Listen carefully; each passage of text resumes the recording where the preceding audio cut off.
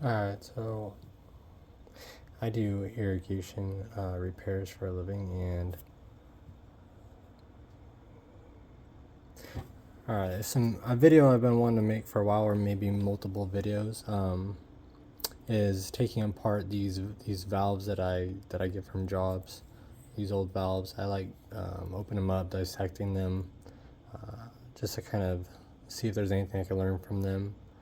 Also to familiarize myself with them more, especially with brands that are not as common out here, that I don't see as much.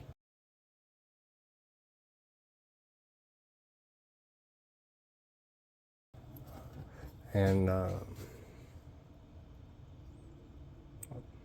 also even with like the regular Rainbird anti-siphons that are the most common out here.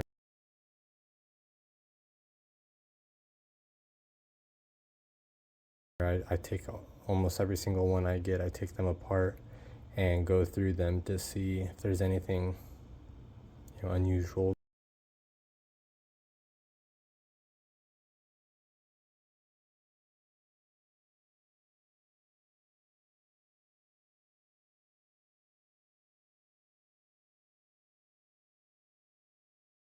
going on, or what could have been the cause of the initial problem. Was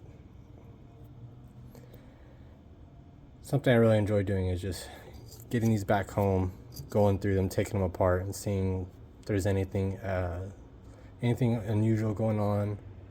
It's kind of like an autopsy. So I have gone through a lot of them. Yet to make a video. I've yet to make one video, so maybe I'm hoping to finally get one out. This is a Rainbird. It's a 1-inch Rainbird. I believe this is a PEB.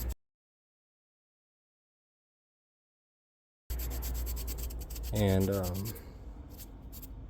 I'll throw in some pictures from the job before I cut them out.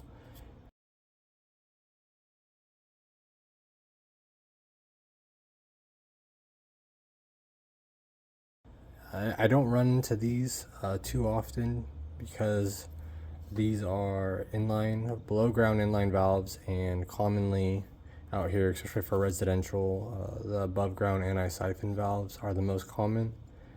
But when they're inline valves, and when I do run into inline valves, it will, if they're newer, usually be these.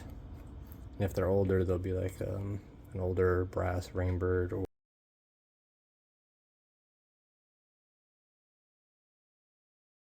or Superior valve. Anyway, so I'm gonna go ahead and take a look. This is a 3/8 hexagon hex drive. At first I'm gonna start with taking off the solenoid.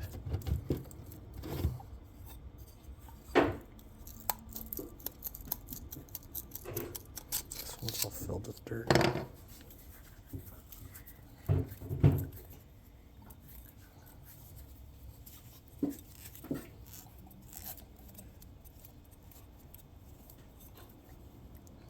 I will take that apart.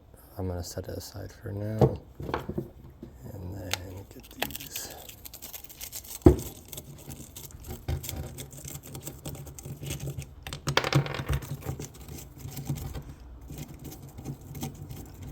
I do like these valves, as far as they're fairly simple,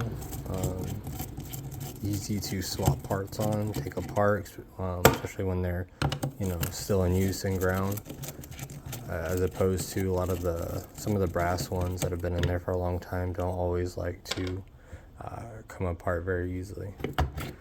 These are very simple. Inside you just have the spring, diaphragm always just gets kind of hung up on that.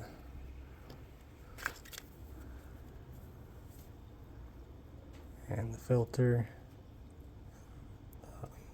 One of the most, I guess, the biggest kind of flaw with these valves, and something I wanted to look at on these two, is on the inlet side. Let me find it now that I took it apart. So they usually have arrows that say flow this way. So this is the inlet side. A lot of times they can develop a crack either on the outside here, or even I've seen it right on the inside. And I believe even on their website it says to be careful not to over tighten, because it can cause a crack there. I don't see one on here, but I have seen that a couple times.